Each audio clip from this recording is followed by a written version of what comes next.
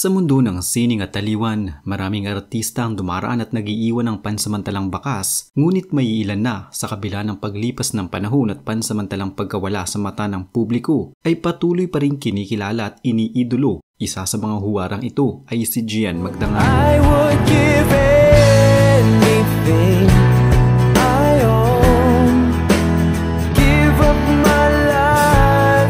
Isang mga awit, aktor at performer na pinanday hindi lamang ng talento kundi ng sakripisyo, determinasyon at tunay na pagmamahal sa kanyang sining at pamilya. Ang kanyang talambuhay ay isang masalimuot na paglalakbay ng pagtuklas sa sarili, paghinto para sa mas matas na layunin at muling pagbabalik na may mas malalim na kahulugan. Ipinanganak si Gian Luigi Magdangal noong 18 ng Nobyembre 1981 sa lungsod ng Parañaque. Mula pagkabata, naipamalas na niya ang kanyang hilig sa musika. Sa panahon ng kanyang pag-aaral sa Lasal Green Hills, naging bahagi siya ng kilalang koro na Kundirana na nagsilbing daan upang mas mapalalim ang kanyang pagpapahalaga sa musika at performance. Itinuloy niya ang kanyang kolehiyo sa De La Salle College of St. Benilde kung saan kumuha siya ng kursong Business Administration, ngunit hindi kailanman nawala ang kanyang pagnanais na magtanghal. I know it's been a tough time for you. Sa kanyang kabataan, naging bahagi siya ng boy band na 1728, isang grupong kristyanong pop na sumikat noong unang bahagi ng 2000. Sa pamamagitan nito, unti-unting nabuo ang kanyang bilang mahusay na bokalista, ngunit hindi nagtagal. Ang grupo ay naghiwalay at pinili ni Gian na ipagpatuloy ang kanyang karera sa solo na landas.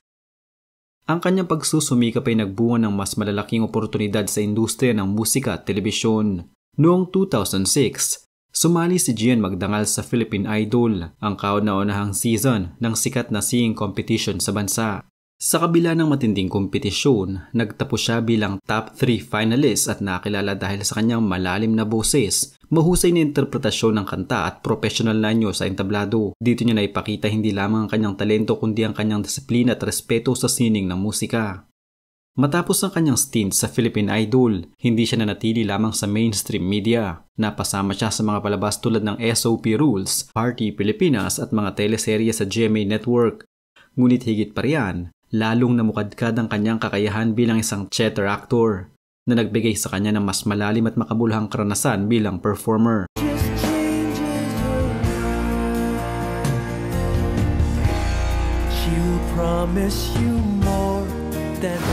Sa kabila ng unti-unting pagangat ng kanyang karera, pinili ni Gian na pansamantalang iwan ang spotlight. Isa sa mga pangunahing dahilan ay ang pagbibigay prioridad sa kanyang pamilya at anak.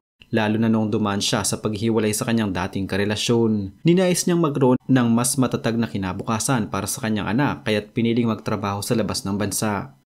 Nagtrabaho siya bilang performer sa Hong Kong Disneyland at Universal Studios Osaka sa Japan. Sa mga panahong ito, hindi man siya aktibo sa telebisyon o pelikula sa Pilipinas, patuloy naman siyang humubog sa kanyang talento sa mas malawak na entablado. Isa itong patunay na ang sining para kay Gian ay hindi lamang para sa kasikatan kundi isang hanap buhay at personal na bukasyon.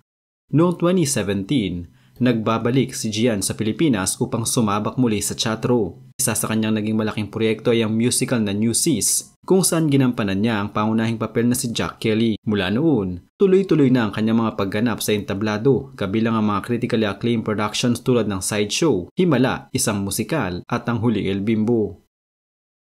Hindi lamang sa Pilipinas nagpakitang gilas si Gian. Noong Oktubre 2024, siya ay nakast bilang Larry Murphy sa Singapore production na Dear Evan Hansen, isa sa pinakamalaking musical production sa rehiyon. Isa itong malaking tagumpay hindi lamang sa kanyang karera, kundi para sa mga Pilipinong artista sa teatro. Kasabay ng pagbabalik niya sa Pilipinas, muling isinagawa ang mga produksyong tulad ng I Love You, You're Perfect, Now Change noong Pebrero hanggang Marso 2025 at Come From Away sa Circuit Makati. Sa bawat pagtatanghal, muling pinatunayan ni Gian ang kanyang galing sa pag-arte at pagkanta, pinagyayaman ng mga karanasan niya sa loob at labas ng bansa.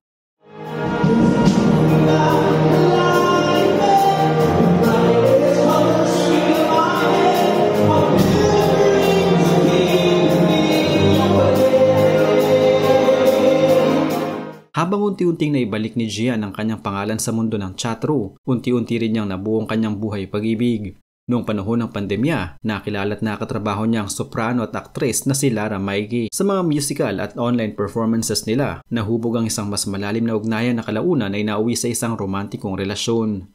Noong Hulyo 2025, inihayag ni Gian at Lara ang kanilang engagement sa social media sa pamamagitan ng larawang nagpapakita kay Lara suot ang engagement ring at caption na, "She said yes to a lifetime." Ang kanilang pagmamahalan ay tinuturing ng marami bilang isang artistikong tambalan. Dalawang alagad ng sining na pinagbuklod hindi lamang ng musika kundi ng tunay na pag-unawa at suporta sa isa't isa.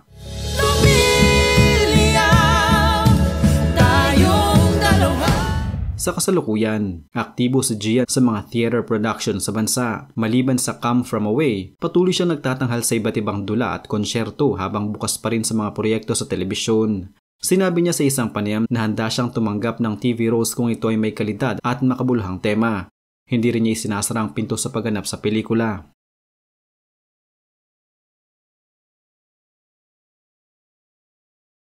Ang tagumpay ni Gian ay hindi nakabase sa kasikatan o dami ng proyekto kundi sa lalim ng kanyang sining at tibay ng kanyang prinsipyo. Pinatunayan niyang ang tunay na artista ay hindi nangangailangan ng palaging exposure, kundi ng katatagan sa sariling kakayahan at katapatan sa layunin. Sa kabila ng kanyang pansamantalang pagkawala, mas naging makabuluhan ang kanyang pagbabalik. Bilang isang performer, si Gian Magdangal ay isa sa mga ehemplo ng disiplina, dedikasyon at husay sa sining. Para sa mga kabataang nais pasukin ng mundo ng teatro o musika, ang kanyang kwento ay nagsisilbing paalala na ang tagumpay ay bunga ng tiyaga, sakripisyo at paniniwala sa sariling kakayahan. Hindi lahat ay madali, ngunit sa dulo, ang bawat hakbang ay may kabuluhan.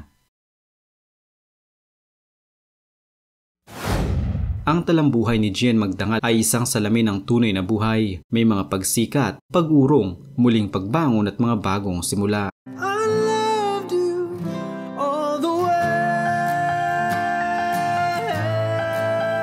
Lumilya tayong dalawa.